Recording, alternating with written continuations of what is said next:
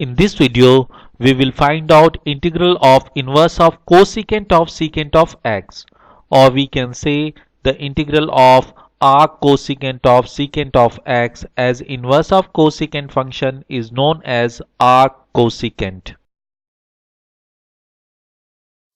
Let I be equal to integration of arc cosecant of secant of x with respect to x. As we all know, the secant of x is equal to cosecant of half of pi minus x. The video explaining this trigonometry identity is appearing in the upper right corner of this video. The link of the video also has been given in the description section. So I is equal to integration of arc cosecant of half of pi minus x with respect to x. As we know, inverse of function f of x is equal to x. As arc cosecant is inverse of cosecant function, so arc cosecant of half of pi minus x is equal to half of pi minus x. Thus I is equal to integral of half of pi minus x.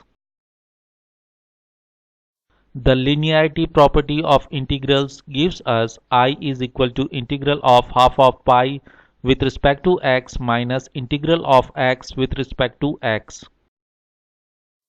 These are simple integrations, as half of pi is constant, so integration of half of pi is half of pi times x, and integration of x is square of x upon 2. Taking the common factor half of x out, we get I is equal to half of x times pi minus x, and then added capital C, which is the arbitrary constant of indefinite integral. Do not forget to add this constant in the end of any indefinite integration. Thank you for being with me. I hope you like this video. Please click the like button and subscribe button.